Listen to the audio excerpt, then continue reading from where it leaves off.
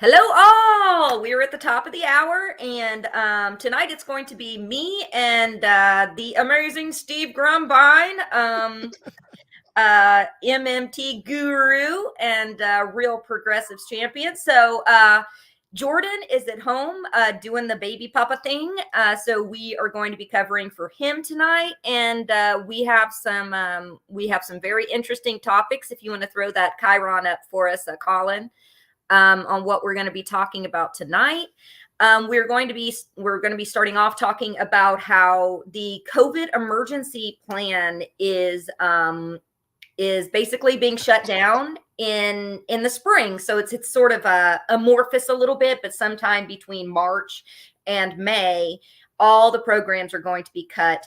One of the things that's going to be cut is the Medicaid expansion, meaning that 15 million Americans can be knocked off Medicaid. And we already don't have proper health care in this country. 6 million of those people would still qualify for Medicaid with the insane, poverty limits that Medicaid's at right now. So we're talking about, the student loan debts coming due again soon. So we're looking at a bubble in the spring. And we're going to be talking a little bit about how they are, of course, using the excuse of how are we going to pay for it in the debt ceiling, which I am sure Steve will have a ton of thoughts on because that's his arena.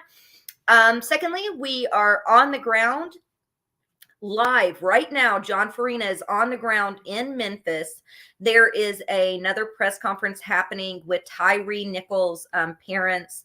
2 more cops were arrested in conjunction with what happened. One of them was a white cop. So what the hell happened? Why did they drag their feet on arresting this guy?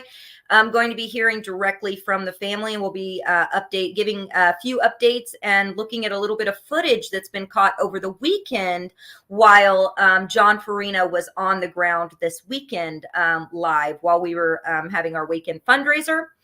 And at the end of the show, we're going to be talking about the first person who has thrown their hat in the ring to potentially primary Joe Biden, and that is Marianne Williamson, and reacting to her interview with Jordan, where she took some stances on, pro-Ukraine war funding and other stances on, why she's choosing to run in a primary rather than what a lot of people are talking about, which is potentially independent or third party. So we'll be digging into that a little bit and reacting to that.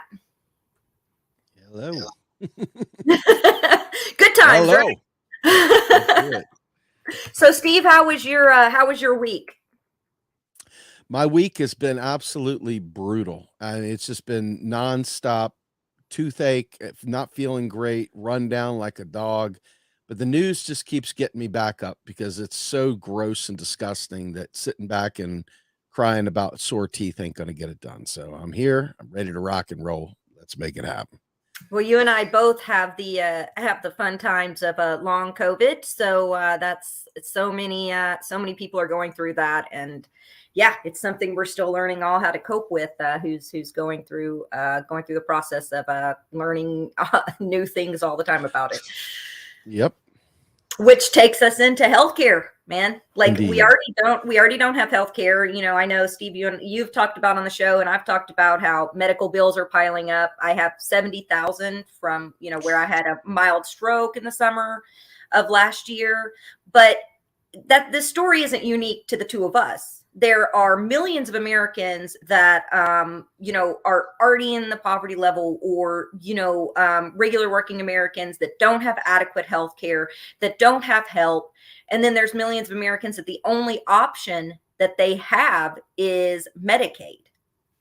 And the COVID Medicaid extensions have been a lifeline for many people. And of course, Steve and I are both massive proponents of universal single payer healthcare, Medicare for all. Healthcare is a human right.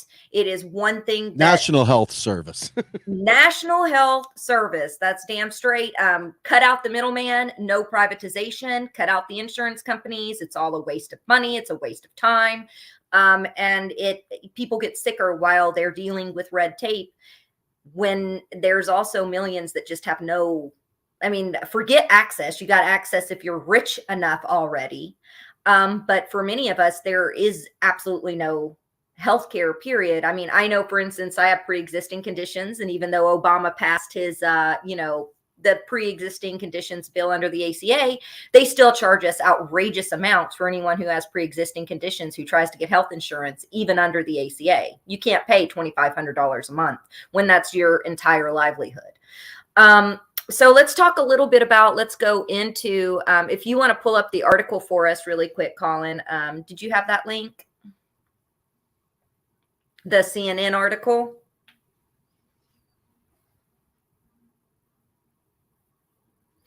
Yep. So these benefits will disappear when Biden ends the COVID national and public health emergency in May. So what are some of the things that we're talking about here? You could scroll on down a little bit.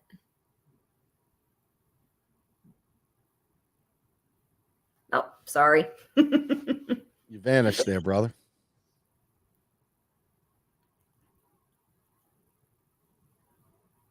Colin? There we go. He's got us. Yeah.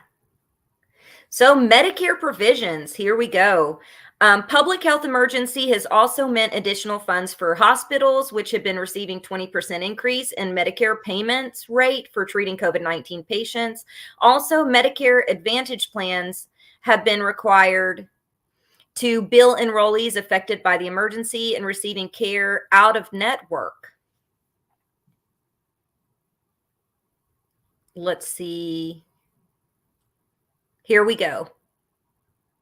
Oh, I wish I was scrolling. I don't know how to go up just a little bit. Let's see. Out of network, less of an impact.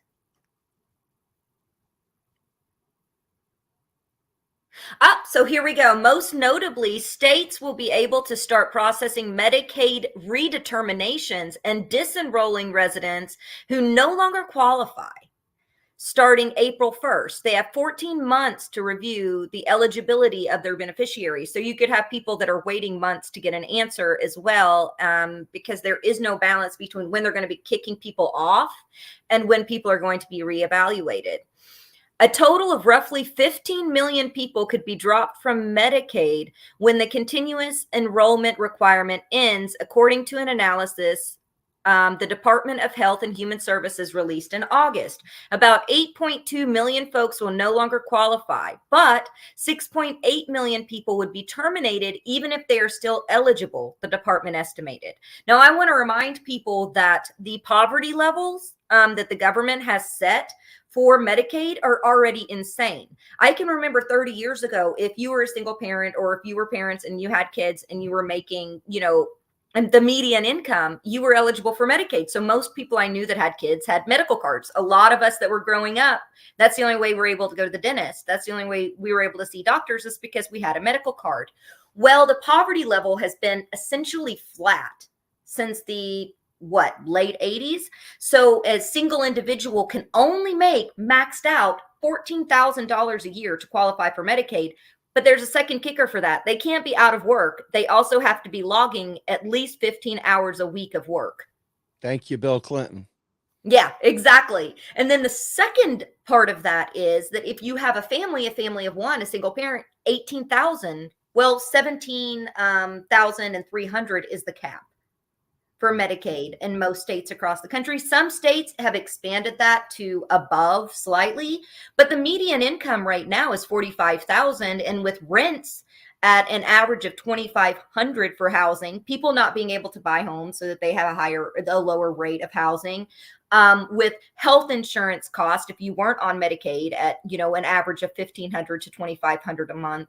Once you add all those things up, transportation, food, lodging, it's impossible for millions of Americans to have healthcare, to be able to go to a doctor. So we just go and we're seen and we treat the emergency room as our primary care physician. And now they're talking about knocking 15 million more people off of that, who a large percentage may even still have long COVID and are dealing with the impacts of having COVID in the first place.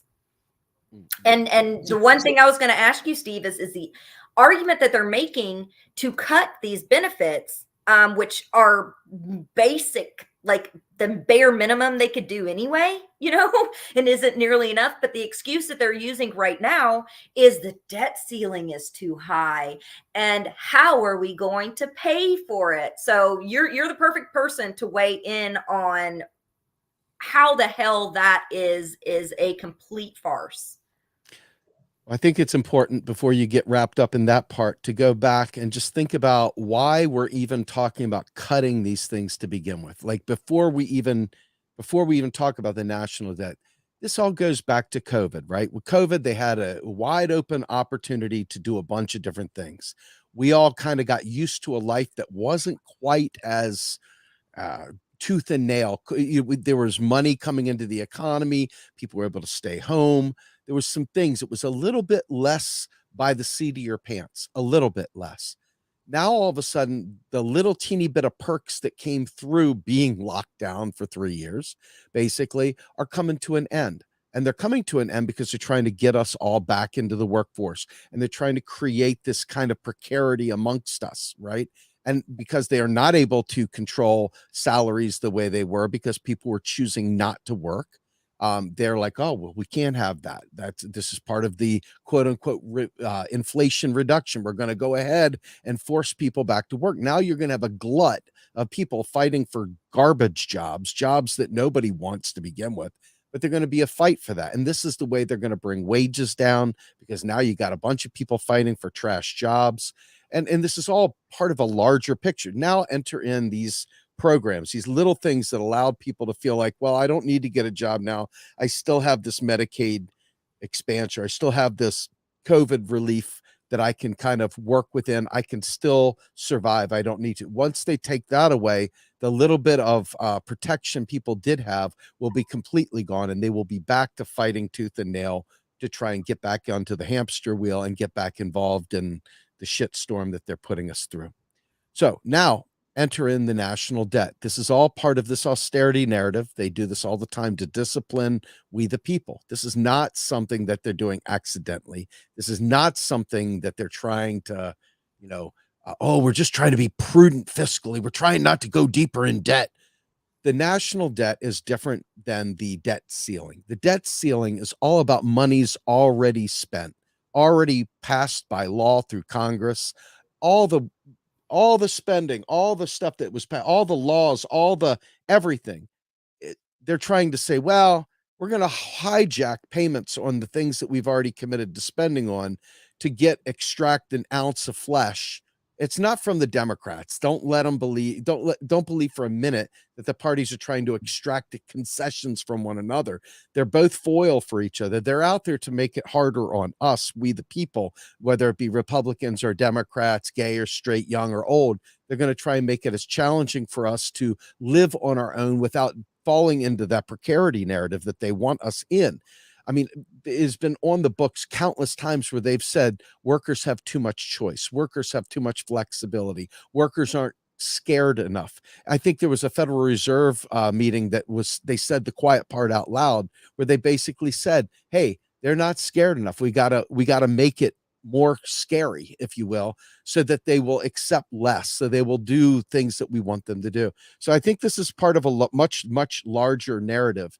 And I think it's part of the narrative that they want COVID to quote unquote be over, much like they want the Las Vegas mass shooting from a few years ago to be over. They just sort of vanished, stopped talking about it, right?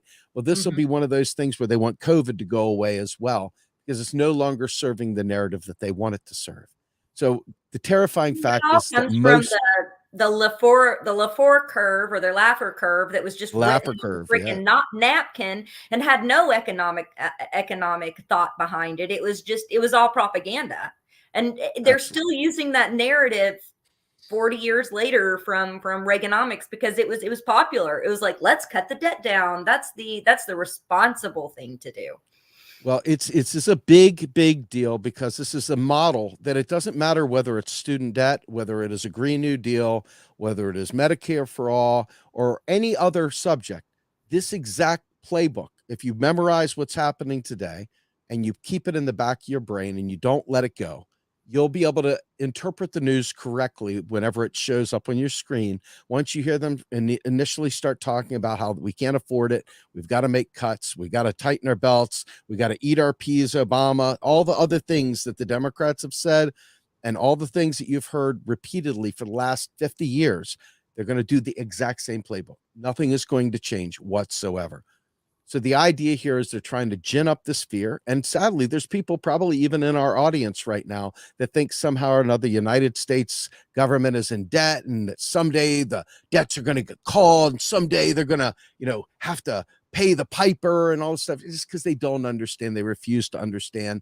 And this is what they, the political class and the ownership class, are hoping for. They're hoping we're dumb and stupid and uneducated, unable to fight back, unwilling to say anything wrong, because in our heads, the idea of being in debt makes sense. Hey, country can't spend what it doesn't have. My hard-earned tax dollar, all this other garbage that plays super great within Republican spaces and plays pretty darn great in Vote Blue, no matter whose spaces as well. My hard-earned tax dollar, and it fundamentally comes down to that there are basically two types of people that give a shit about each other and people who couldn't be bothered. And I think that they're praying to God that they make it so that you're so scared, so nervous that the only thing you're going to worry about is your home. You're going to worry about mine, get mine taken care of. And by focusing you solely on yourself, you immediately crush solidarity. You immediately crush collective action. You immediately crush any kind of movement building power, because everybody's all about themselves at this point. And this is what they're doing, and it's not an accident.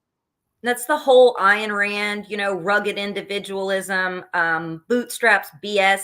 A lot of people don't realize where the bootstraps term comes from these days, because it's been taken in a completely different direction.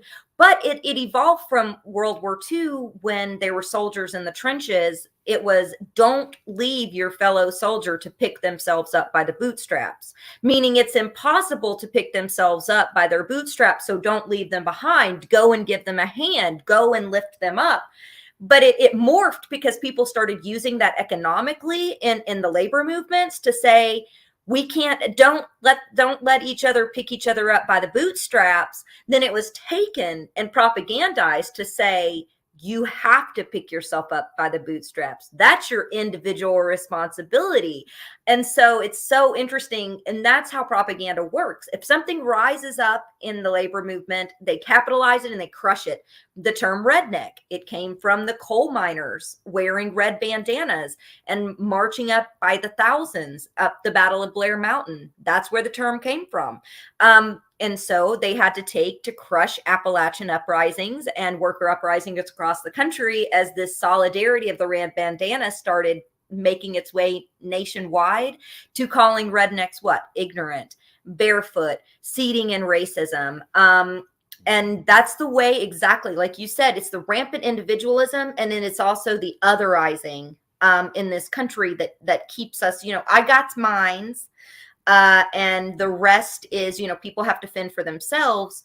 But in actuality, we're giving 30-40% of our paychecks to a government. We are doing that we're working for companies that already pay us pennies on the dollar, with billionaires at the top that are riding around in yachts and private jets. I mean, we're already there. We are codependent already. If you're in this system, you are codependent on everything. So why not create a system leaning on each other instead of leaning on the millionaires and the billionaires and these politicians and these heroes that we prop up to make the change?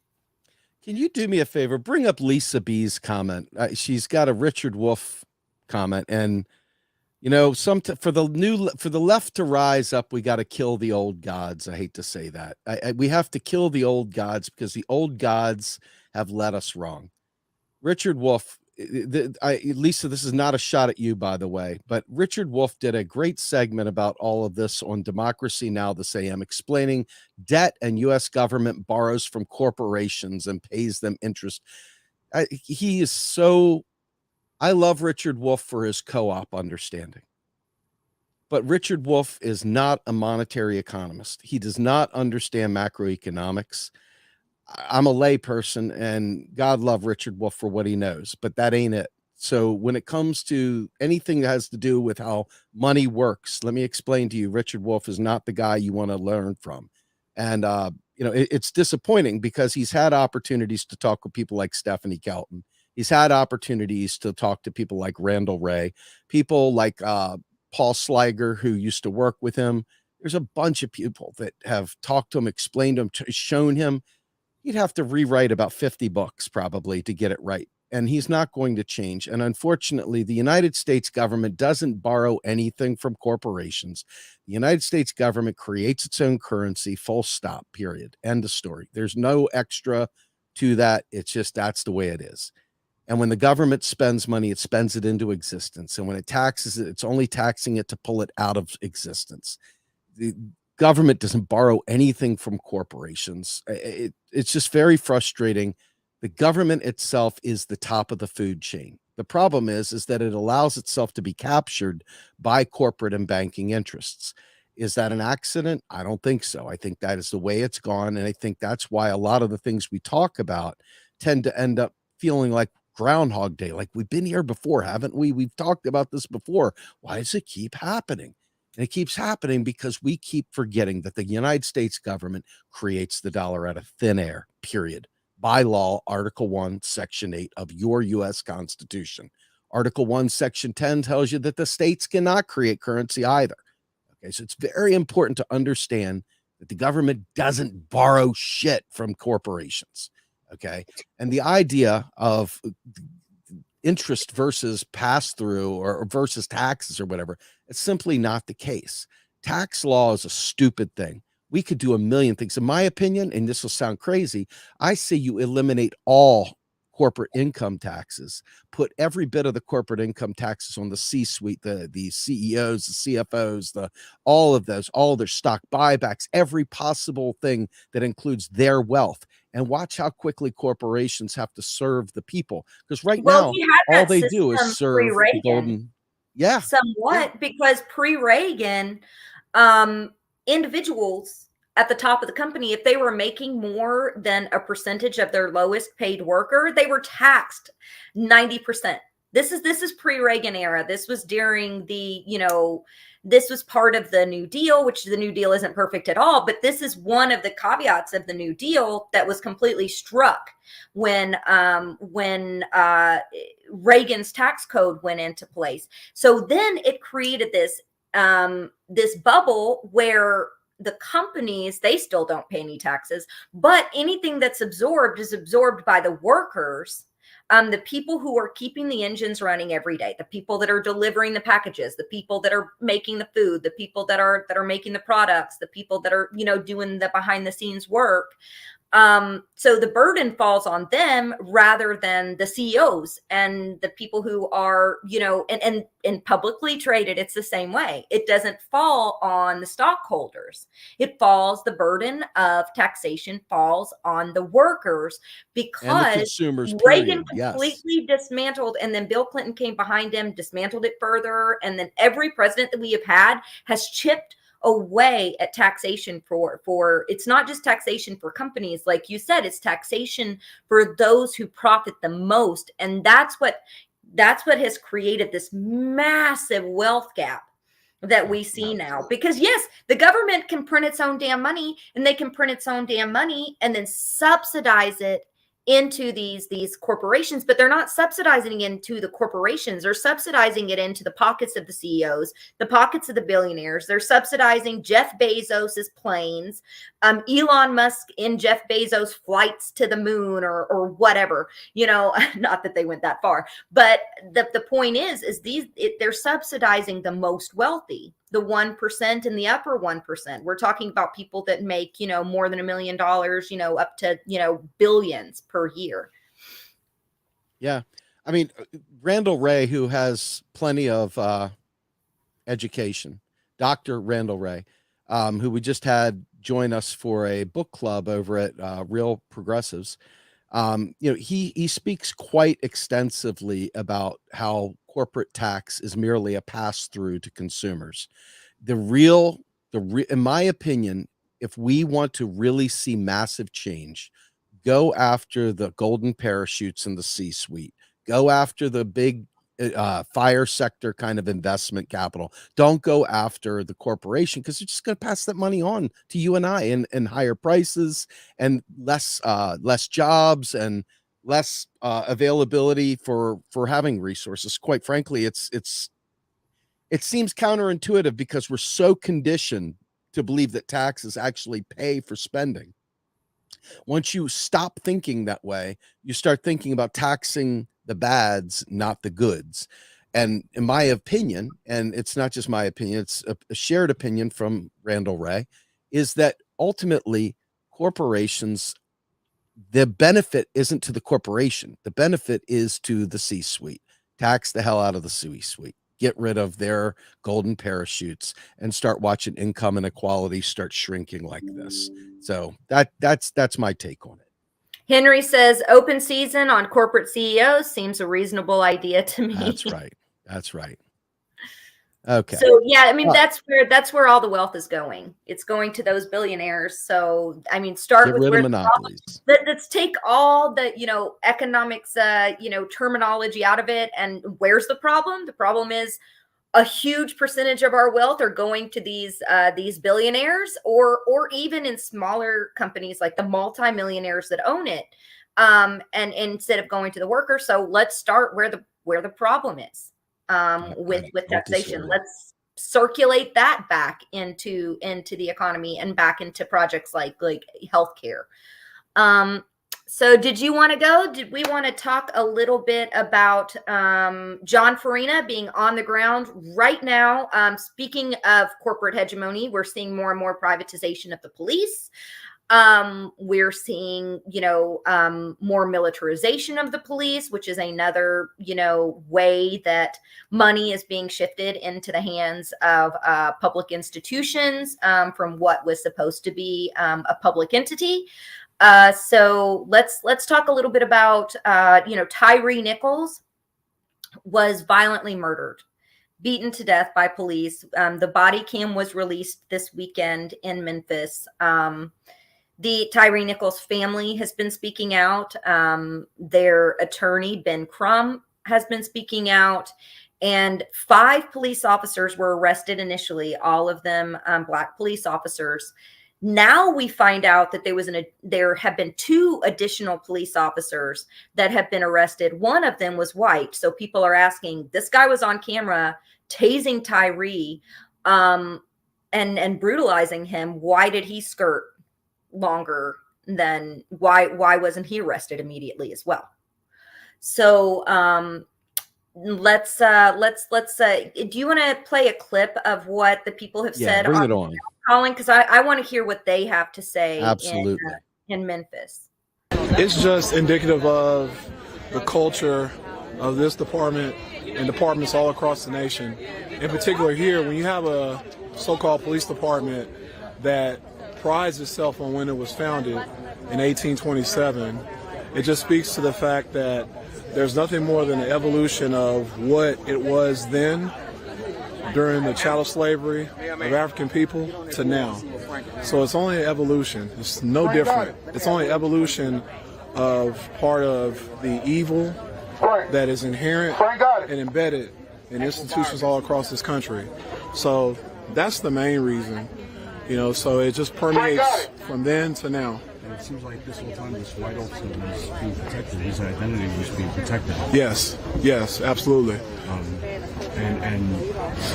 are your thoughts on him only being relieved of duty, not being charged? Well, we want all of them to be charged. That's why we continue to come out and place pressure on city officials to the point where one case in particular, Darius Stewart's case, is reopened, and Connor Schilling goes to prison as well. We want that much pressure to the point where, again, that case is reopened and he goes to prison for murdering Darius Stewart back in 2015. Can you talk a little bit about that case?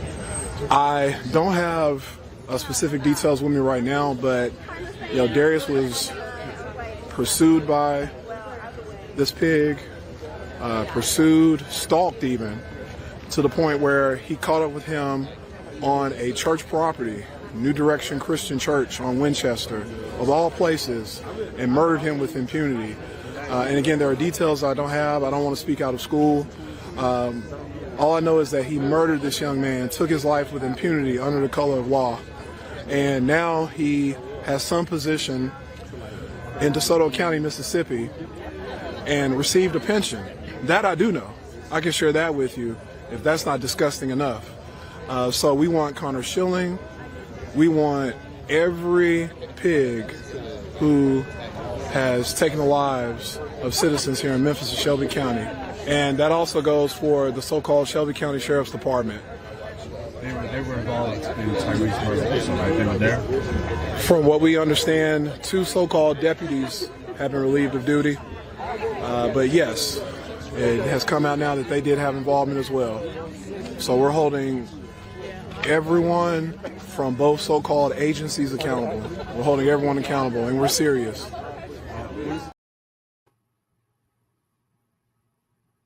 Wow, I don't have a whole lot to add to that because I feel like he said, said all the things. The white officer not being arrested until pressure was placed is abhorrent. 1,183 people were killed by police in 2022.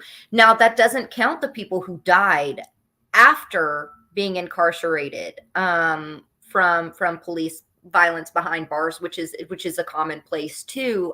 Even folks awaiting trial who just can't make bail, that can't get either the medical help that they need or get beat up while they're behind bars. That happens too.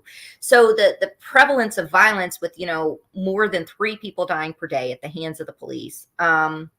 And then you have the massive privatization. And then one thing that he said really struck, and that is that police were founded on chattel slavery, and it was expanded when slavery was quote unquote abolished in order to, and it was captured by the Ku Klux Klan.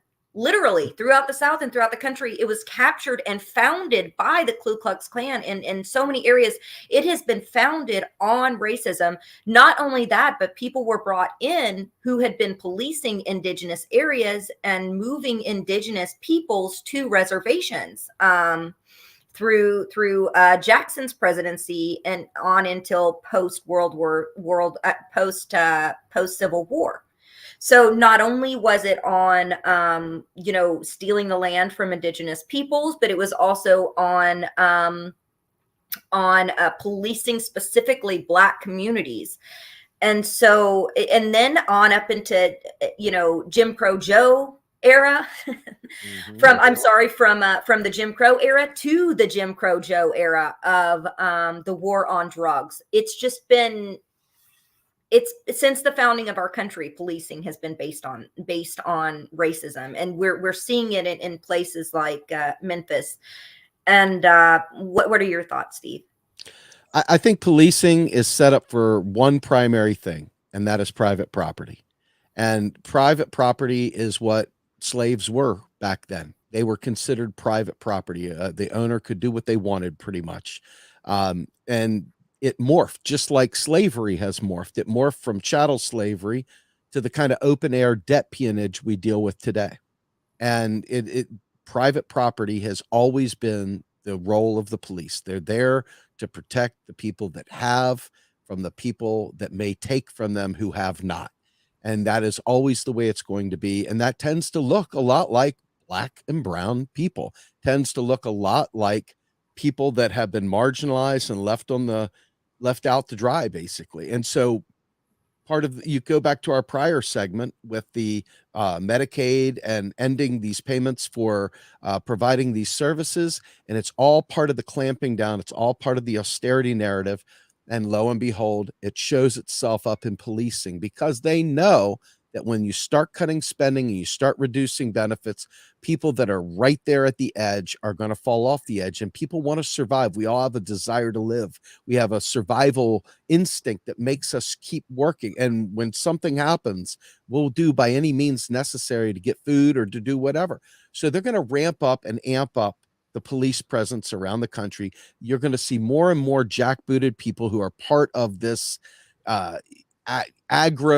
former military kind of mindset to police for private property, and it's just going to keep amping up more and more and more. It's only when people are brought up with the economics of freedom and their own ability to self-actualize that you'll see people not desperate, and then you'll see the need for cops, not that there's need for them now, but you'll see the air cover for the need for cops to diminish as well. So they know this, and this whole thing, to me, it's pretty clear. I mean, one of the best books you'll ever read is People's History of the U.S. by Howard Zinn. Talks extremely closely to every aspect of the way private property has driven the United States. I mean, literally from Jump Street, from the minute the elite from Europe came here. Don't believe all that huddled masses crap. I mean, the elite came here, set up shop, decided they didn't want to pay tithes back to England, and did whatever they had to do to break free of that so they could keep the spoils of their war. And now all of a sudden you're seeing that play out in every step along the way. So it's private property. It's beyond just race, although race is the most evident way of experiencing that. It is 100% there for private property. Well, it's also, I agree, it's also suppression of workers.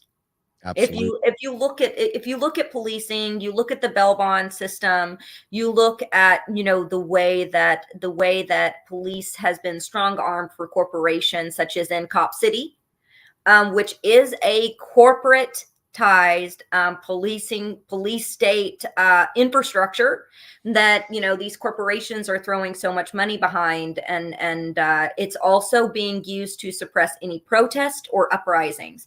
So all of that is coupled in together for people to be able to maintain their private property, whether it be their, you know, their wealth that is oftentimes just theoretical bullshit in the marketplace. You know, half of these billionaires, like 80% of their wealth is all theoretical, right? But they use that wealth to borrow from each other and then grow more supposed wealth, or whether it be literal physical property. But it's also that workers and us as individuals, we are seen as a commodity. We are seen as property ourselves, to just do the bidding of the working class, or do the bidding of the wealthy elite. They have to have us. It takes me all the way back to Metropolis. I don't know if you've ever seen that movie. It was one of the first ever films. And it was black and white, and it's all about these workers underground, who keep literally the machines running for the city above ground, and the workers rise up and come and bring the city down. But they literally had a completely different propaganda system. The people below the ground didn't even know the city above the ground existed. And that's a fabulous one to watch. But those individuals below ground were literally seen as property of the people who ran the city above. So, you know, that's part of the policing, is that when you talk about protecting property, that's also protecting their workforce, which they see ownership of because they pay us. And so they see ownership of us. And it's even worse when it comes to, you know, racist and racism policies, and keeping their neighborhoods with a certain demographic or a certain way, and opening up doors for exploitation of Black and brown people, which they have been doing for centuries in order to keep their machines running. But I do know they're about to have a press conference at 8:30. Do you have those documents, Colin, from the press conference that was released by Crum? I think Jordan sent them, but I wasn't sure. Okay, let's see. There's two of them, so I'll read the first one first. This is from Ben Crump. That's the attorney for Tyre Nichols' family. Is confirming that tonight, Vice President Kamala Harris will be attending a memorial. Nationally renowned civil rights and personal injury attorney Ben Crump and parents of Tyre Nichols have issued a statement following the announcement that Vice President Kamala Harris will attend the funeral of Tyre Nichols on Wednesday. Attorney Crump issued the following statement. This morning, Miss Roe Vaughn Wells, Miss Rodney Wells, and I spoke on the phone with Vice President Kamala Harris over 30 minutes about the tragic loss of Tyre.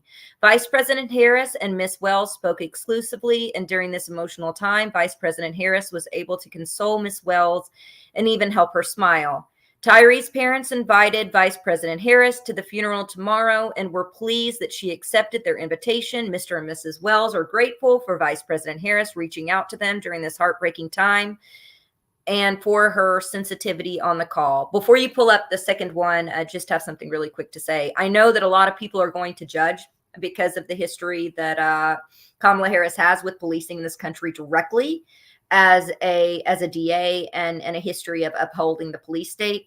But also keep in mind that if your child was murdered by someone, you would be reaching out to whoever the hell you could that you thought could get justice for the murder of your child. So some sensitivity there. We can still hold Kamala Harris's feet to the freaking fire for all the shit she's done and for what, you know, she brings into this. But also, you know, I've seen a lot of comments. Just remember that if this happened to someone in your family or someone you loved, or God forbid your child, you would, you know, I understand people doing anything they possibly can to bring justice. And that includes, you know, talking to the vice president of the country. It's doubtful, but let's hope that, you know, maybe this story will help to bring about change. But what we could do is listen to what happens, and we'll be covering that tonight if you guys are curious to hear what happens at this press conference. And I think we've got one more statement. I think there's some more people that will be joining. Okay. Family of Tyre Nichols, attorney Ben Crump, and Reverend Sharpton to address latest updates in Nichols' case at historic location of Dr. King's last speech. Nationally renowned civil rights, and let's see, that's the same as we read before. They'll be also joined with by Memphis police officers. Apparently, and the firing of 3 Memphis Fire Department employees. That's the first I've heard about that, Steve. I didn't know that was part of this. So would be interested to hear more about what that, because a lot of people are saying that, and I agree that the injuries that we see in the body cams, the injuries that Tyre Nichols suffered is very extensive. So we were supposed to be getting some more word about what could have happened between the arrest and between the very delayed response of actually calling 911 and emergency services because of his injuries, which, you know, in part led to his death, was the latent response in calling for help. So it would be could gather some very informative details on what happened between those time periods, it appears. Yeah, I if you ever saw the movie Django Unchained, I know this is a crazy movie and I know it's intentionally out there, but you think about the hicks that defended the slave owner and that whipped the slaves. And again, it's just a movie, and but I'm sure it was worse in reality, quite frankly, than it was even in the movie. But you look at those kind of guys, and all you have to do, if you had one of those cameras that morphs people through with their changes, watch them from there with their one suspender over their shoulder and their toothlessness and their straw hat here, and then watch as it transfers over to a blue uniform with a police badge and a hat on. And it's one and the same. It's the exact same scenario. And to me, quite frankly, we're not going to see justice for this, because what is justice anyway? I saw a comment in there, great comment, and I just want to clearly make sure I address this from VA from NY. And it's like, what exactly does it mean to bring justice? Well, if you think about it, big deal if you get rid of 6 rando people. The institution as a whole is trained to behave this way. They can say that's not the case, but it seems to happen so often that to me, it's impossible to make it an isolated incident. It's impossible because this is the mindset. And then you have the blue line of silence. You have the code that where they don't snitch on each other and they have each other's back. You got the entire arrangement set right there. Qualified immunity. Behavior. Yeah, exactly. Qualified immunity.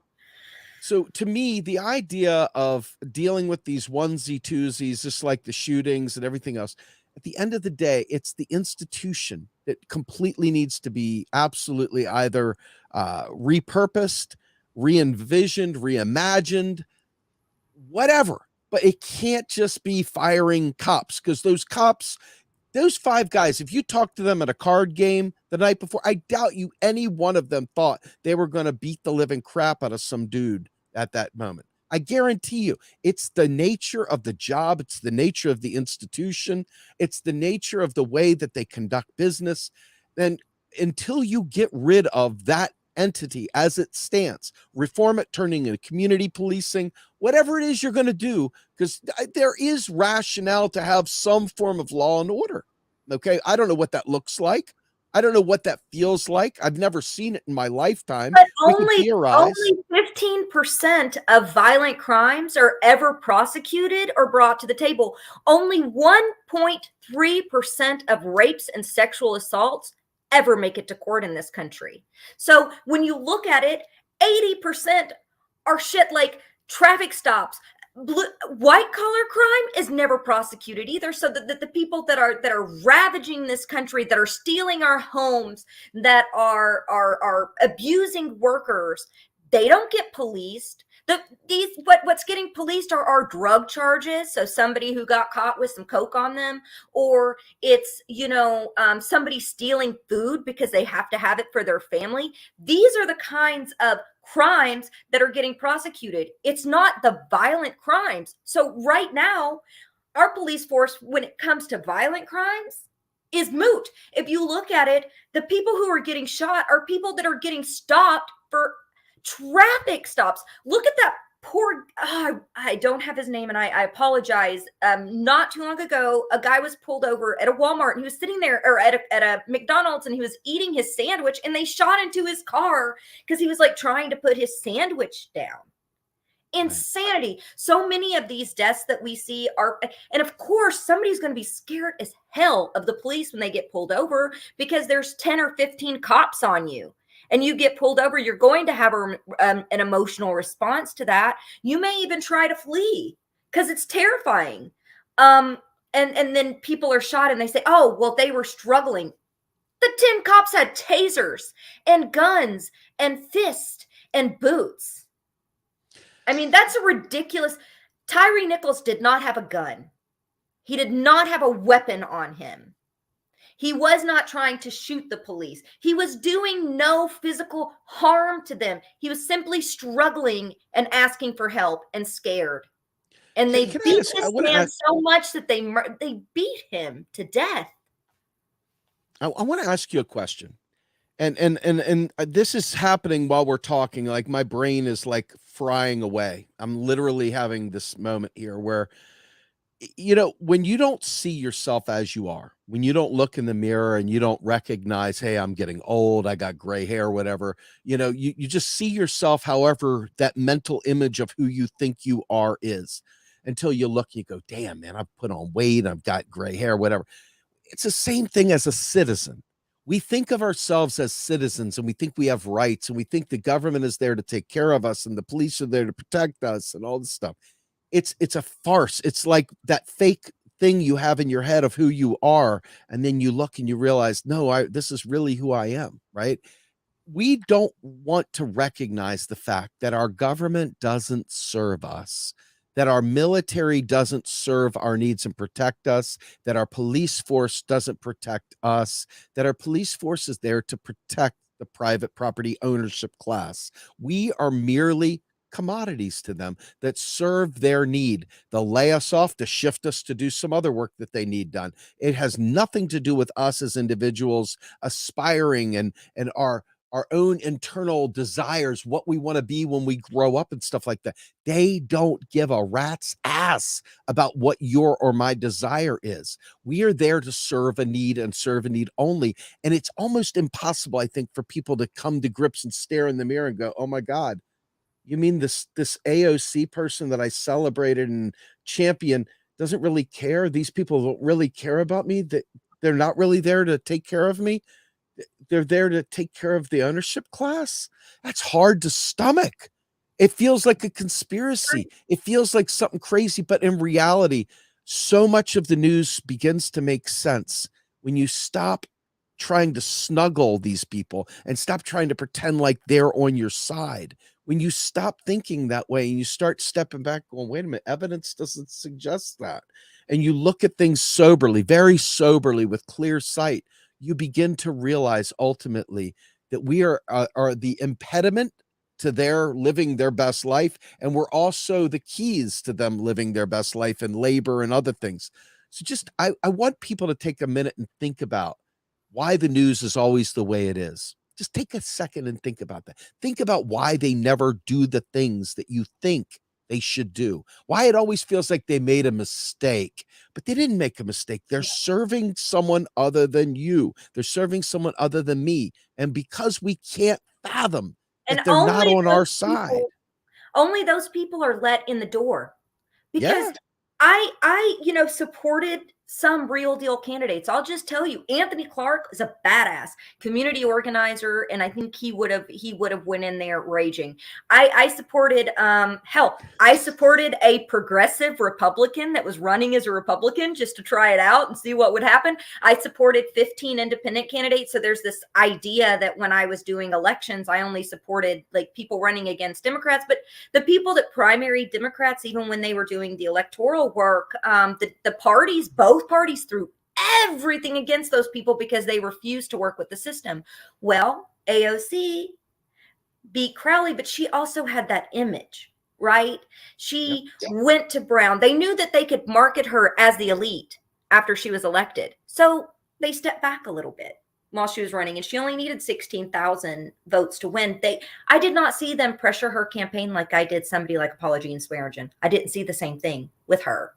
And looking back now, I go, they let her through the freaking door because they could market her as an elite. Like, she deserves to freaking be there. I'm a journalist. I went to a great school, Eastern Kentucky University, state school, awesome professors, on the ground work throughout my education.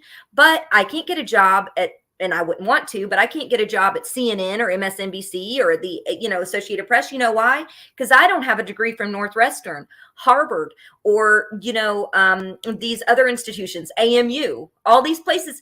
There is a hierarchy in this country. There is an echelon, and that is maintained with lock and key, and they will do anything to keep us regular workers that can see it out. So they'll let someone through the gate to be a journalist or through the gate to be, in office, who they know they can buy, who they know are already part of that class, who they know already have that mentality, but they're not going to let anyone through who's struggling and in poverty and having hell. And if they do, if that person accidentally sneaks through somehow, they'll use our story as, there's one person who is poor that became a millionaire. That means that anyone can do it. And they'll do everything in their power to co-opt that person and defang them. That's how it works. Well, just remember the movie The Matrix, right? The guy said the early programmers realized that if it was too perfect, the human brain would reject it, right? So they've got to let us feel like there's a little win here, there's a little win there. Hey, you got your guy up there and whatever group, or hey, so-and-so won. You see, there's hope. Hey, look, a black man was president, right? Each of these things are like these optics that we get fed. So it's like, opium. yeah. Okay, I guess I could be a millionaire someday. Sure, let's fuck socialism, man. I'm gonna be a millionaire someday. And it's that little teeny bit of, you know what? The reason that guy didn't make it is because he's a fuck up. You're not a fuck up. You're a great guy. You're going to do wonderful. And it's like, oh, I'll be the next millionaire. So yeah, fuck socialism, man. Fuck unions. Fuck this, fuck that. I'm just going to go ahead and I'm going to be the best me I can be. They'll never let you through the door. That's the secret. They won't let you through. I mean, even, I'm not going to name them, but even a bunch of the pundits on the left that people watch in these shows that are considered like rabble-rousers and out of it, like I've been doing research, their parents worked at the UN, or their mom was a federal judge, or they went to the Ivy League schools. So even on the left, we still have these preconceived notions of echelon and who we put up. I mean, I saw in the chat, as soon as you had one criticism of Richard Wolff, everyone's like, where did you get your degree, Steve Grumbine? Oh, yeah. Trust. Let me tell you how dumb that is. And it is pathetic. Okay. I used to, back in the early days of live streaming, I had both of my master's degrees up on the wall and I had all my certifications over there, everything, just because I was so disgusted with people that did credentialism and appeals to authority. What's your credentials, Mr. Grumbine? Never mind the fact that I literally talk to economists pretty much every single day and around the year for the last decade. I have been in the belly of the beast with some of the best economists ever, starting with people like Mark Blythe and obviously Jason Hickel, and you've got people around the world, tons and tons of people. Fadl Kaboub, I love him. Kaboub, yeah. Well, Fadl is a friend of the program. Fadl is more than just a guest. He's like kind of part of the Real Progressive family. But the point I'm making here is that it was always an appeal to authority, that I would take their work and I would stand on their work and I would demonstrate their work, and they would be like, what's your credentials to stand on their work? And it's like, look, man, if you're that much of a neo-maxi dweeby that my 2 master's degrees and 3 semesters of a PhD are not enough because I didn't go to Yale to get the blessings of the ownership class to teach my socialism, imagine how crazy that is. Hey, you mean to tell me you're supposed to go to Yale to learn how to be a socialist?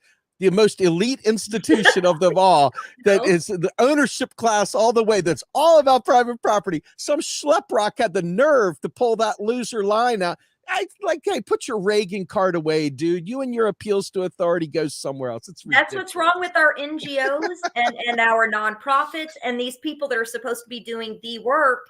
They are hiring from this elite pocket too. Absolutely. And so you look at the executive directors, you look, because I was like someone who was just, from Kentucky, who does have degrees, but I was like from Appalachia. So I would walk into these circles and everyone was just kind of like, does she know what she's talking about? Or is she full of, is she just an ignorant redneck, And I dealt with that on the back end, working in nonprofits and even working in organizing. And it broke my heart because I was like, you guys, we're fighting for socialism. We're supposed to be fighting for workers, but we want people to stand up there and talk for us and to be the faces that are the elite class. Why are people trying to find the vanguard that are the rich people that will talk for us? I'm all for class traders. I'm all for people doing that. But why do we need a face like that? Why? Why don't we just get together? 79% of the country, and this kind of leads us into Marianne, 79% of the country have now fled the voter rolls of both the Democrat and Republican Party. They are done. They have no confidence in our government whatsoever. That's probably the number one. That's the one unifying thing between everyone. That's why people like Trump, because they thought some supposed billionaire would throw a wrench in the system, and drain the swamp. But the thing is that when we keep leaning to these leaders, these heroes, these elitists, they're out of freaking touch. Do you know how many of these pundits I hear talking about, they just look at like how, red state and blue state, they just base everything on voting, even though only like 18% of the country even votes, to like the sentiment of our country. And then they take the mainstream narrative, they absorb it, and then they act like they're talking for us, poor people, and they're really talking at us, telling us what we need to do, how we need to organize, what we need to get together to, to build this damn movement. But then I hear them talk about, ignorant things, like they say that MAGA are the blue collar workers. Look, no, they weren't. MAGA, if you look at their money that they brought in, a lot of MAGA, the actual, like MAGA group or whatever, were people that made more than $280,000 joint income per year. They own houses that are at least 2,800 square feet or more. It was the elite class. The same with the blue no matter who class. It's like the same people. The blue no matter who class, if you start talking to them at the end of the day on a lot of things, they sound exactly like the MAGA in so many ways. You trim off the racism, you trim off the immigration bigotry, but if you really start digging in, even that's there. Because at the end of the day, what are they trying to protect? They're trying to protect their positions, their property, and their privilege. They feel like they've earned it. Their parents got wealthy off of hard work. And so there's a guy who did an NPR story that I was just traveling down the road listening to. And for 20 years, he tracked poor families, Steve, or he tracked middle-class families from suburbia, right? And he wanted to see what happened between then and when their kids grew up. And it was very interesting. Every single one of those families helped their kids along the way or had wealth that helped get them to where they're at. But almost every single person he talked to just said, I worked hard for it. I didn't have any help. One example that stuck out to me is that a family had a family, multi-million dollar family living in the suburbs of Chicago. They were giving a deposit for their kids to get a house, right? And they were going to give them the full deposit. And they said, okay, in order for us to give your deposit, you got to work for it a little bit. So have a yard sale. So they had a yard sale and they raised like $500, right? And then the parents came in and gave them $60,000 down to buy their house.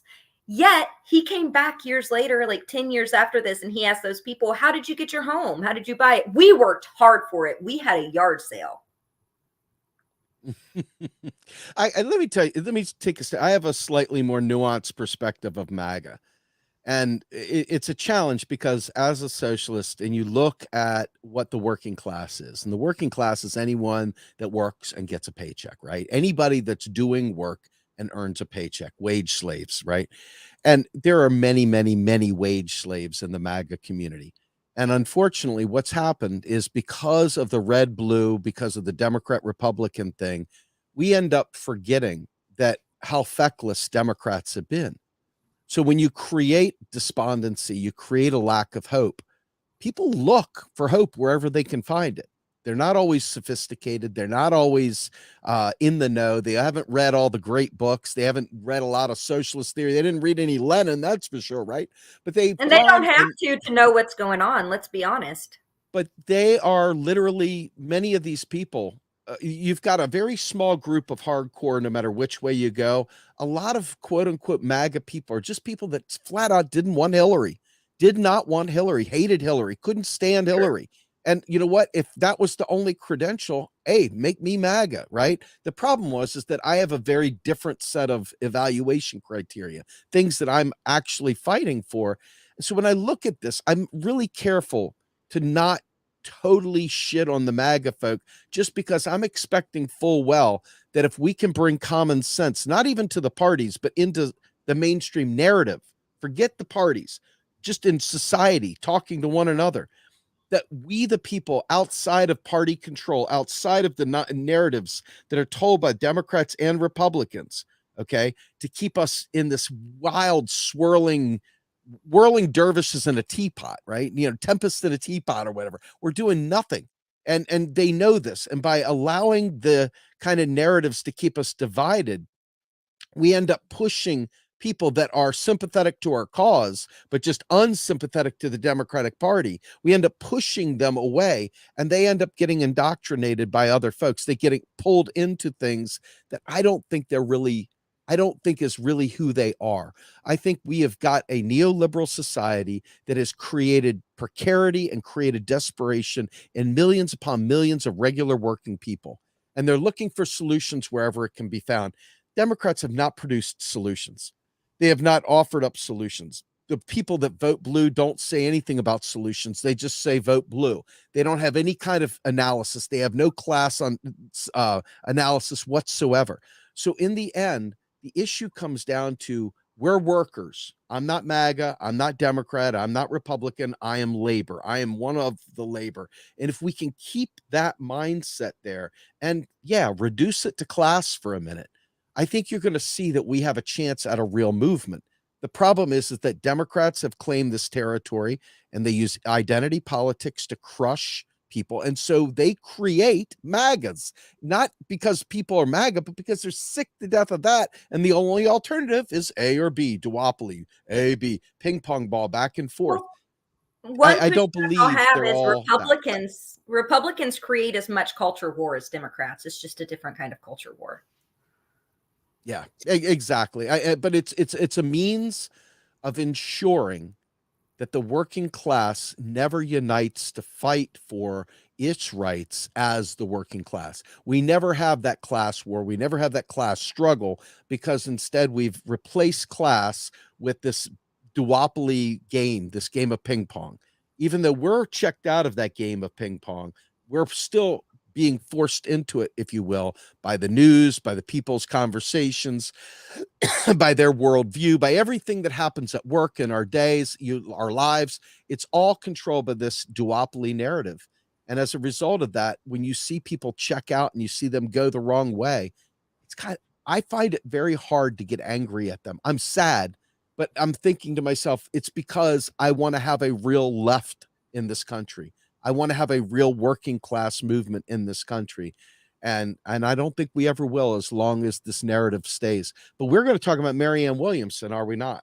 Yes, but I will say one thing to that. When it comes to the culture wars and stuff, I think that there is a problem on the left with ignoring racism, misogyny, Absolutely. bigotry, and how those are baked into the system. You know, how it is Absolutely. different for a woman getting work than a man, and how they're treated. Absolutely. And how issues like domestic violence and sexual assault are baked into this pie of economics, and economics alone aren't going to fix it. So we also have to be able to couple in for solidarity with workers, just like the Black Panther Party did, just like there's a misconception about the Young Patriots.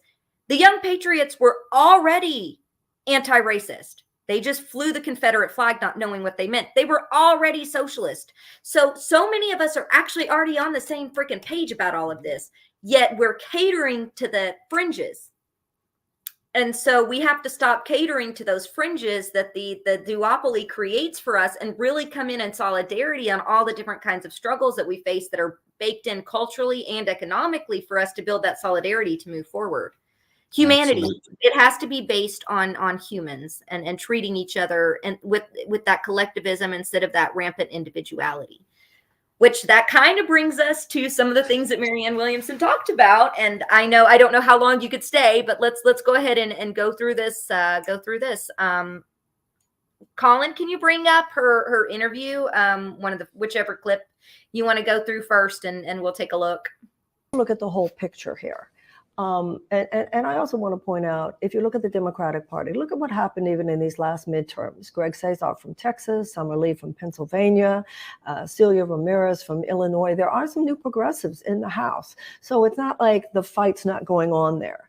At the same time, I certainly think third-party voices are significant. I don't minimize in any way the significance of the unholy alliance between the Democrats and the Republicans, by which third parties have been peripheralized. You know, abolition came from the Abolitionist Party. Women's suffrage came from the Women's Party. Social Security came from the Socialist Party. Political parties are not even mentioned in the Constitution. John Adams said they're the greatest threat to democracy. All that is true. But I also think it's naive to think, if only we go third party. I know for myself, if I run, Jordan, I know that the effort on the part of the Democrats will be to invisibilize my candidacy. They will have an easier time invisibilizing my candidacy if I run as a third party. I want to be in there. If I run, I want to get to debate Joe Biden. I want to be able to actually be not easily ignored. And if I run as third party, it would be easier to ignore me, which is not to discourage people, particularly, individual races are different. There's some districts where you could get there as a third party person and it would help. But if somebody feels in their conscience and in their gut, the way I can best contribute to the fundamental change in this country is to go third party, then they should do that. But I don't think there should be this projection of guilt or this suspicion of people who go the other way. This is a whole systems breakdown we've got here, and we should use every option at our command to make a change. To me, that includes working within the Democratic. Steve, So I'm going to jump in. Because I'm a short timer, folks, so forgive me for that. But let me just say this. First of all, Democrat, independent, it doesn't matter. It's the system that she's running within. Okay. It's a national position. And the thing that I think people that pay attention get is that the party has a lot of things going on inside of it. It's a corporation. The Democratic Party is a corporation. The Republican Party is a corporation. We already know the Democratic Party went tooth and nail down there in Florida, fighting against having to have even a legit primary. They have there's no rules under the sun that their corporation has to allow us to have any say so in who gets onto the debate stage, who gets into office. They can select who they want by law. They can do whatever they want. There is no requirement whatsoever. That said, Marianne Williamson has a lot of problematic stances, okay? And her ignoring the machinations of the party structure and what the party itself does as a machine, as a corporate entity, okay, is to me deceptive. It's not a matter of whether she runs independent or not. It's a matter of the fact that she sees the establishment as an acceptable thing. She sees the system as it stands as an acceptable thing that she wants to be a part of. She's not looking to change it and turn it on its head. And just listening to her made me feel all kinds of status quo, not status coup, status quo. And more importantly, I don't see, I have no faith that these things are real to begin with. If she's running as a Democrat in the party, my belief is, number one, the party realizes they've completely lost the left with the way they dog Bernie. We need somebody up there to energize the left, to make them pay attention to our party. So we'll put another person up there to kind of get the left to look at us one more time during this high visibility season where there's an election. And then Biden will crush the insurgent, and they will all of a sudden say, see, we've got the strongest right person, and they'll go ahead and she'll Biden say, I endorse Joe Biden because DeSantis is so terrible. Exactly. I have absolutely, look, she might be a great person. She might be an excellent Parcheesi player. She might even be good at tennis. I don't know. I'm not voting for president. And she's probably really good singer. I don't know. She maybe even has some cool tattoos that we don't know. Are you inviting her to karaoke? Yeah, I mean, she might be the best at singing comfortably numb I've ever seen. I don't know. But ultimately, she ain't for me. She ain't going to be, I'm not voting for her. And, to the people out there that kind of sometimes take shots at the coup and take shots at some of the establishment stuff, look, I get it, man. But you got to understand that we are dealing with a group of people that is so small. We can talk about 70% are independent, but I'm telling you, out of that 70% of independents, if I walked to them and told them that the United States government creates its own money, I bet you out of those 70% of people, less than 1% understand what I'm saying. That's the truth. So when we talk about people being willing to vote for an independent, sure, they're disgruntled. They're absolutely disgruntled with the system. That does not make them magically knowledgeable. And I see a lot of leftist YouTubers out there that have the right idea of mocking the system and mocking the establishment, but couldn't econ their way out of a paper bag. And so when I think about the mockery and all the shit talking and stuff like that, look, man, we got to work together in the long run, man. I'm not here for YouTube likes and clicks. I'm here because I have a message to tell, and I want people to learn economics. I look at the system as it stands, and all you're going to get is a political facade meant to keep you asleep and happy and willing to keep believing. It's like the Tooth Fairy. It's like Santa. And voila, you've got U.S. political system that comes up every couple of years for you to get excited about, for them to rake money in, and for you to feel like you've done your civic duty. And that's it. That's my take on Marianne. She ain't my girl. No offense. It's not a hate. I don't hate you. You're probably a wonderful tap dancer, but I'm not voting for you. Well, in this interview, she still defends Biden. She defends Biden on his cuts to Medicaid, so that didn't happen. She defends Biden, and she defends, well, we're about to hear it, the spending on the war, the proxy war in Ukraine, the blank check. She didn't call it a blank check, kind of wishy-washy on that. I've heard other stances, on a two-state solution that's a non-solution for Palestinians. So I don't see a striking juxtaposition yet. And if you're unwilling to call out Joe Biden on the freaking crime bill, the crime bill of all things, then, where do we stand? Because her answer to that, in another interview with RBN, her answer to that was essentially that, people are going to make mistakes. Maybe he's learned his lesson. But if you can't call out the incumbent, I worked 100 campaigns, and I'm going to tell you, these insurgents, the progressives that ran, did not work within the Democratic Party when I worked with them. The party worked against them. But some of them were afraid to come out and go hard against the person that they were challenging. And if you're not creating that juxtaposition, and she's not threatening to run third party, she's not threatening to run independent, she's playing the political party game while saying that this party's broken. And so that's going to confuse people. That's going to confuse the hell out of people. And where she's going in light already, I don't trust her not to be co-opted, because I already saw people like Cori Bush get co-opted and absorbed, who I thought was a freaking badass when she was running. I mean, she was on the ground fighting, getting pepper sprayed by police, I'm drawing a blank. I have COVID brain. Where's Cori from? In St. Louis. I'm sorry. Yes, St. Louis. So there's all of this going on where people are already being co-opted. We saw that the squad defanged, and she had the nerve to say, we've got some fighters in right now. Who? Who the hell is fighting for? Who? Rokana? Hilarious. Rokana in there fighting for us. He's not. So it's disappointing. And I don't see her being an answer to Joe Biden by playing the same game. Trump came in, and Trump was able to sweep, even though the party was against him. The Republicans were against him in the beginning. If people don't remember, he threatened to create his own party. He threatened to run independent. He came in hard against the Republican Party. And that's what energized people, because when 79%, as I had mentioned, that was somebody asked me about that. There's been several polls actually that have seen this, but I believe there's some recent Gallup polls on this as well.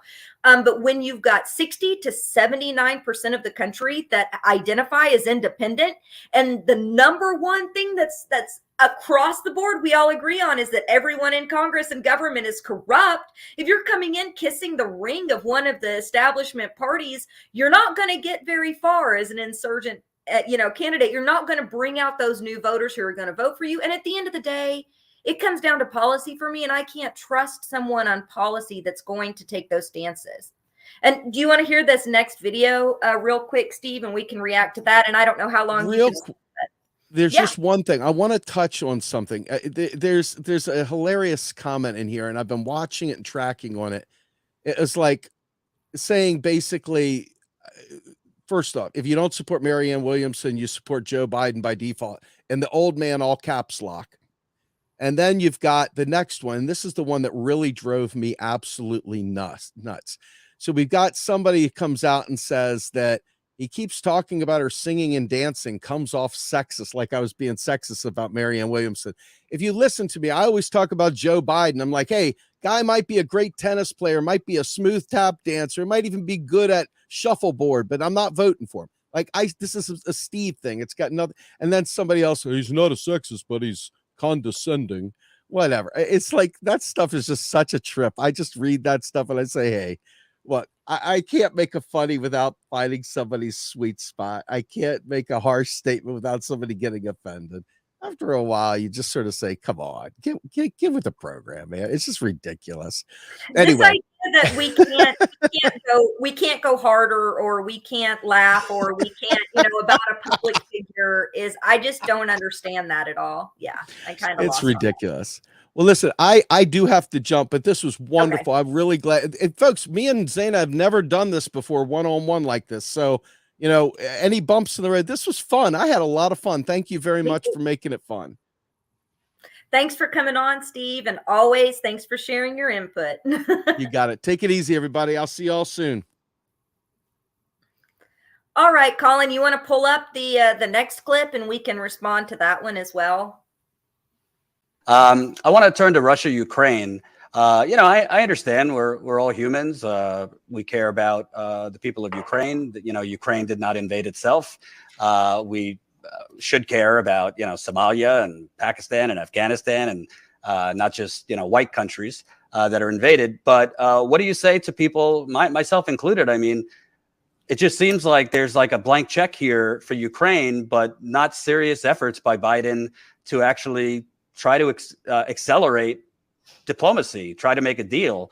It seems like the United States is backing endless war. That doesn't mean Putin isn't to blame, but what do you know, if you're president today, how do you end this war? Because we're sending more money to Ukraine than Flint and many other places have gotten in a decade.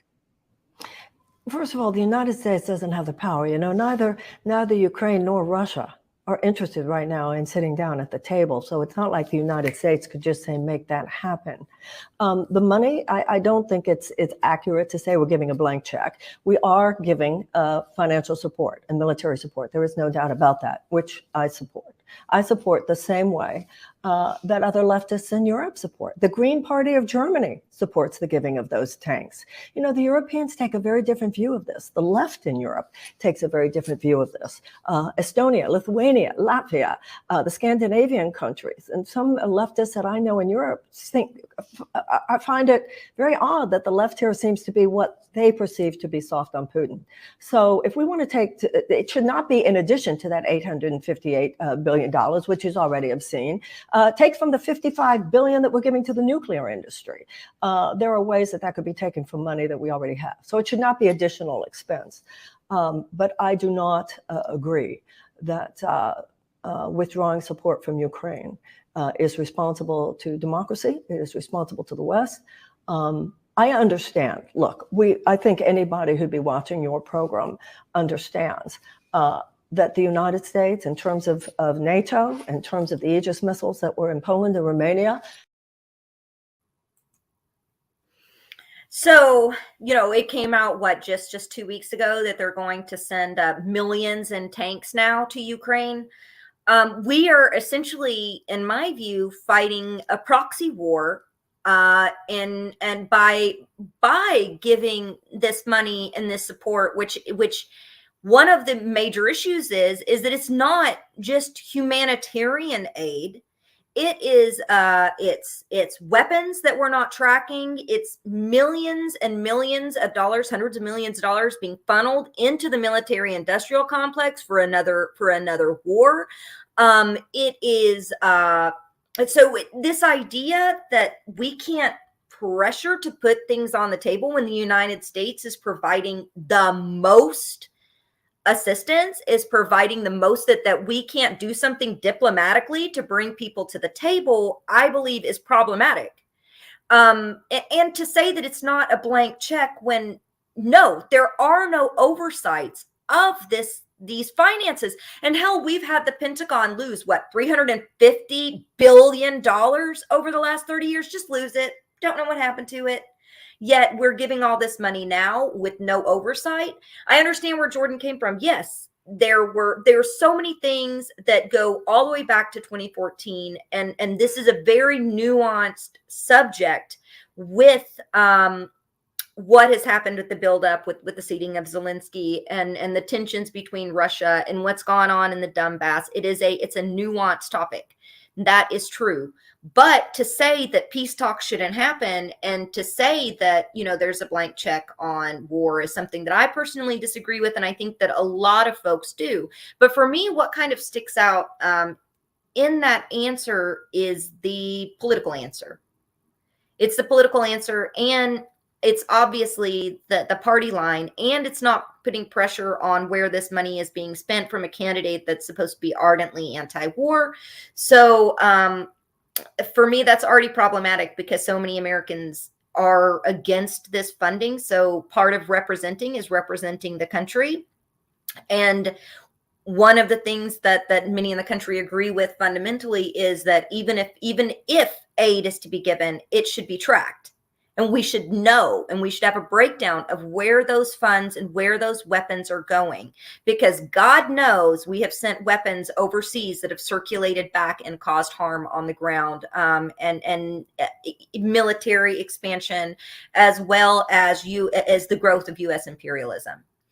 So, you know, not having a clear answer on that, I think, was problematic, and not pushing back on Biden Biden, to be able to draw some distinction between the Democrat and Republican Party when they agree 90% of the time at the end of the day.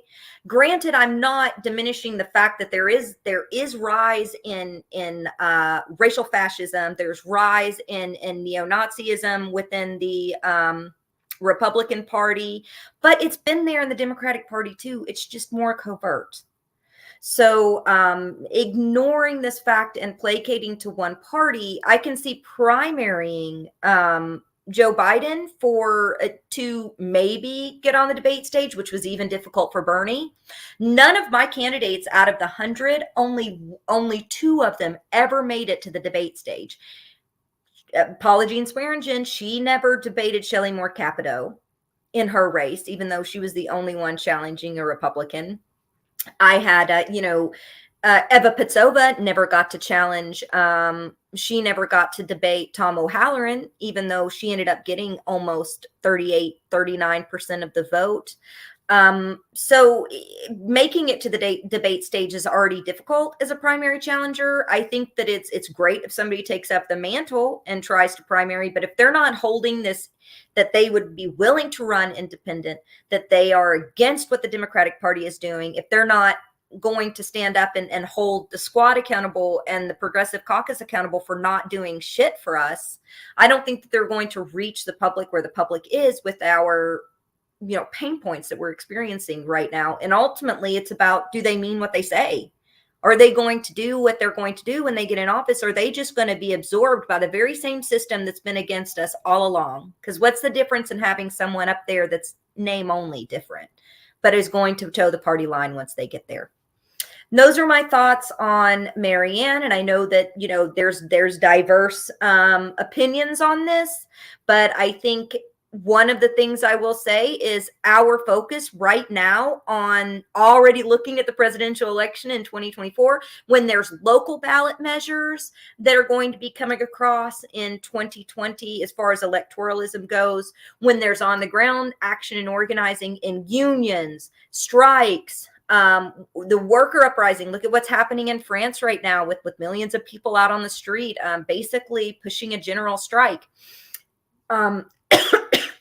There's going to be folks that can run locally and can run for state houses as independent. The barriers to people running independent is less difficult that way.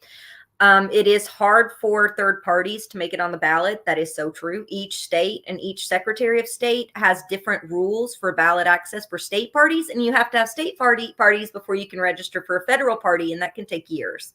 So that's one of the things that's difficult, is that it really is hard in a lot of states to meet that benchmark to run, because it's crazy things like you have to run for a governorship in Texas and get 2% of the vote. So you have to wait for the governorship cycles. So you can't even start a party when there's not a governorship election. People don't realize that.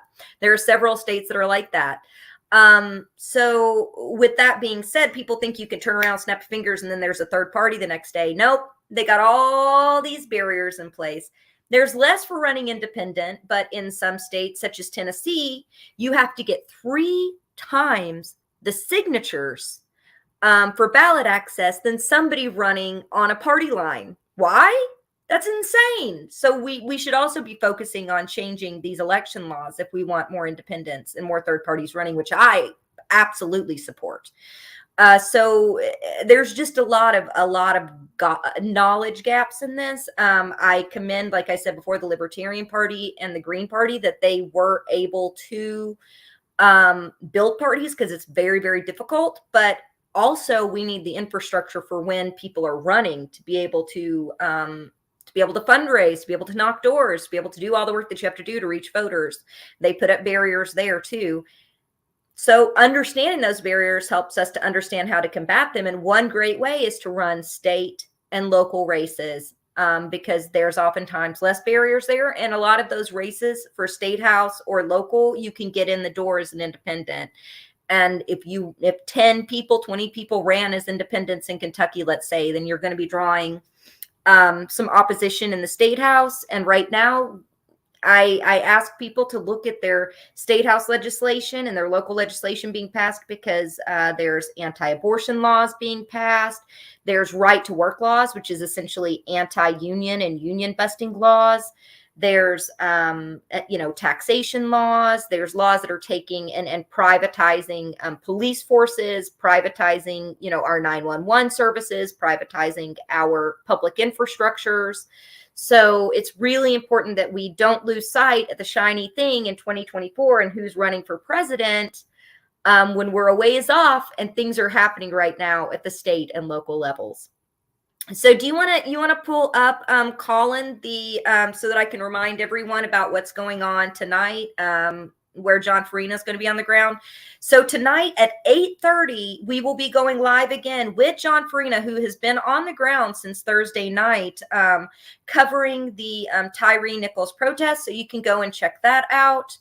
And then he'll be interviewing people. He'll be going to this press conference that Tyre Nichols' family is discussing some of the latest charges and latest developments and what happened with Tyre Nichols' brutal murder in Memphis. The second thing I'll say is the Marianne clip came from a fundraiser we did this weekend. And I just wanted to take a moment to thank everyone that donated, because we are now at $8,023 raised.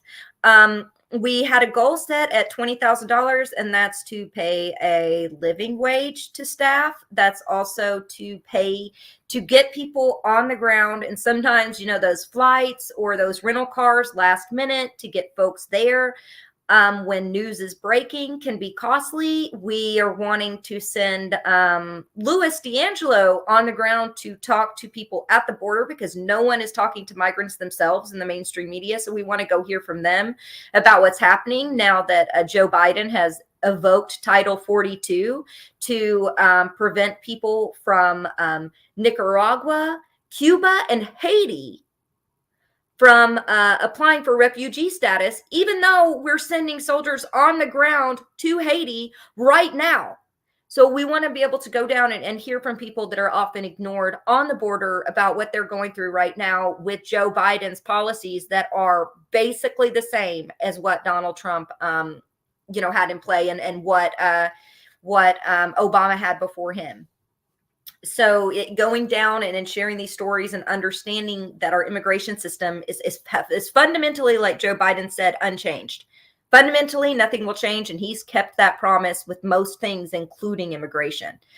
So we also covered Cop City last week. Tina Desiree Berg, you guys can check out the stories following the murder of Tortuguita, one of the forest defenders there, and just talking about Cop City in general, which is one of the largest public-private partnership militarized police expansion projects in the country, which can be used or may be used as models for the rest of the country. It's bad enough for Atlanta, and we should be talking about the impacts on Atlanta, but also know that this is potentially going to be projects that are going to be expanded, and some other projects that have already been done that are similar to this throughout the country as they further and further militarize our police force in order to suppress protest and we also covered how protesters there were arrested, 7 of them, and labeled domestic terrorism on the weakest description of charges I have ever seen. So you can go check out those videos on statuscoup.com or StatusCoup's both our Substack. So you could follow us on Status Coup Substack. Let me see if I could pull that up and get that for you guys. Yeah, thanks, Colin. On Status Coup Substack, as well as our right here on YouTube. So I was going to pull up the comments here so that we could go through some of the super chats. Thank you guys so much for sending those. We're going to start trying to do some of those more during the show and also highlight some of your all's comments more during the show. So we really appreciate you guys chatting it up and weighing in on what we're talking about. I read them while we're going, so it's kind of awesome to see. Let's see, Virginia from New York. $5. Thank you so much. Remember to register for RP Book Club. Is that Real Progressives? Real Progressives Book Club. Thank you so much. Let's see. She who loves life. Either you are scared or tired. That's the state they want you in daily. That's right.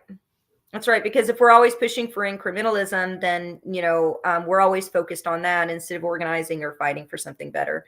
To be held for a nonviolent crime is obscene, like a drug charge, absurd. I agree, Carpe Diem. And that's what so much of the money-making machine with the privatized prison industrial complex feeds on.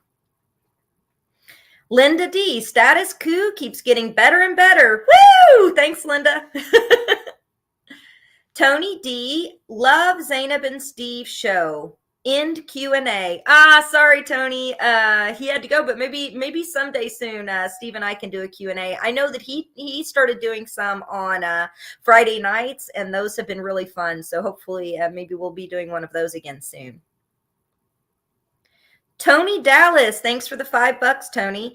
Hey guys, I just wanted to highlight a potential solution. Mindfulness introduced in police training has yielded less violence and more community confidence. Tony, I can see that, and that has been part of it, but also we have to be able to vet police. The structures need to be changed where police aren't showing up necessarily for the things that social services should show up for. We shouldn't have police having to be showing up for a domestic violence situation, for instance. We need social workers to be able to show up in mental health crises. We need public-oriented policing. People shouldn't be pulled over by police for running a stop sign. There's other ways that policing can be handled and violent crimes can be compartmentalized. But right now, the system that we have is completely broken. And although I understand where you're coming from, there's a lot of this type of training that's already happening that studies have shown has not quite reap the benefits that they had hoped. Hell, body cams isn't even stopping the abuse.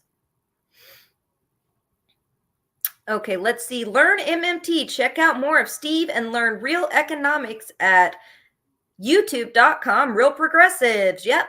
Grumbine is he's grumbling on Real Progressives often, and you can get the lowdown there, and he has some great guests from the economics field that comes on his show, as well as he talks to action people involved in actions and organizing as well.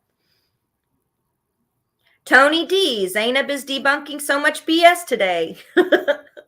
Thanks, Tony. Let's try to debunk the BS together. I saw you guys doing the same in chat throughout the program. So really appreciate every single person that has weighed in. Chris Garrett. Hey, Chris. Real progress and action is also a suppressed channel. You have to try to catch them now. Thank you, Zaina. Thanks so much, Chris. Appreciate that. Yeah, go check them out. They have a lot of really interesting content. Oh, yes, this is something to mention before we go. Did you know NYPD trains with the IDF in Israel on how to suppress urban populations? Look it up. This is actually true. This is something that the activists in at Stop Cop City have told us as well, that the IDF are set to come in and conduct trainings at Cop City as well. So that contract is already underway. And we're seeing a lot of what is being built up to target, to suppress protest under this mantle that they're suppressing it following January 6th. That's the umbrella and part of the reason that Biden, in his speeches has said that he's expanded the police force. But in actuality, it's to suppress, in my opinion, the growing workers movement and growing strikes across the country that has really started catching fire in the last 3 years. So got a bunch of dirty scabs that are trying to keep us down, and of course try to police more and more communities of color, following, of course, the uprisings against police violence. But I think that's it for today. Gonna wrap it up and call it an evening. But really appreciate you guys coming in, tuning in. Popping in the chat, and if you can, please give to a sign up for membership on Status Coup. What is that again? Is it? Yes, statuscoup.com/join. That should be really easy for me to remember. Shame on me. Statuscoup.com/join. People that sign up to be a member helps us to be able to set our monthly budgets. So that's a big help as we do more and more on the ground work, and we just try to bring more journalism because there's not much out there. Let's face it. And also, go to /donate if you want to give $1, $2, if you can, but also sharing, retweeting, hopping into the conversation on here, hopping in later and joining in on the conversation on YouTube once something's posted.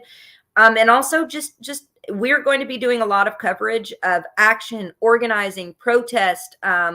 Sharing that can also help get the word out to people that are often overlooked who might need help to have their voices and their movements and their missions heard. So we appreciate all of that. And thank you guys so much for joining. Have a good night. Bye.